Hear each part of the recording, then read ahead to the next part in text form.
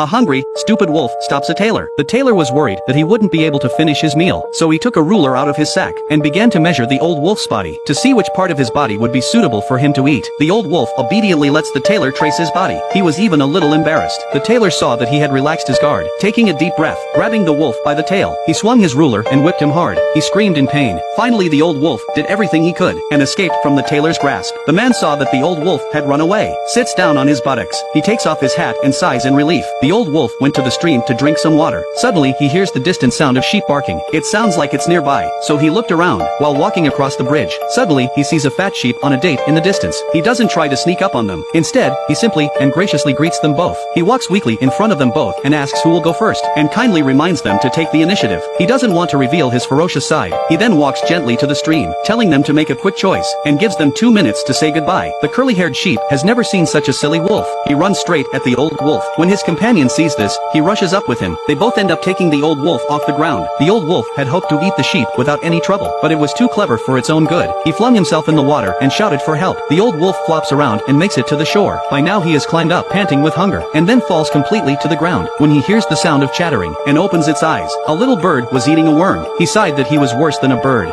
The old wolf looks away, lost in thought, watching for other food to eat. Just then, the old wolf sees 2 ears emerging from a field of wheat. He limps forward, peeking out. It was a donkey stealing wheat. The old wolf called out a few times, deliberately to attract its attention. After the experience he had just had, he deliberately walks up behind the donkey. The donkey knows that the old wolf wants to eat it, so he said that his body stank. Eating it would make the other side stink too. To make the old wolf believe him, he told him to smell his fattest buttocks, and then deliberately tilted his tail. But the wolf said he could stand it, so the donkey told him to sniff down again. It was even worse there. He kicked the wolf away as he sniffed closely, and then the donkey ran out of the wheat field. Once again the old wolf was on the ground. It seems to think that this is his destiny. At the moment, he just wants to lie still and rest. Soon, hunger forces him to stand up again, but now he can't even lift his head. Reflecting on what he had just experienced, I think he was too honest. He didn't think twice about believing anything he was told. He wants to lie down and rest for a while, and he hears the sound of sheep in the distance. He turns his head to see. It was a tethered lamb. The lamb sees the hungry old wolf. He's so scared that he can't stand up. It was a meal in the mouth for the old wolf, but when the lamb looked at him with tears in its eyes, the old wolf's heart softened. He felt as weak and pathetic as the sheep now, so he decided to take a break with him and hoped to become his friend. The lamb saw that it was not eating itself. He barked desperately in the direction of the village. The old wolf heard its cries. He said soothingly he was as weak as the lamb now, so he would not eat him, but the lamb didn't pay any attention to him. The old wolf noticed that something was wrong, and then he looks. A pack of hounds is coming this way. Then he realizes the lamb was asking for help when he had thought he had abandoned his companions. Now he's being chased and has nowhere to hide. He has lost his wolf nature.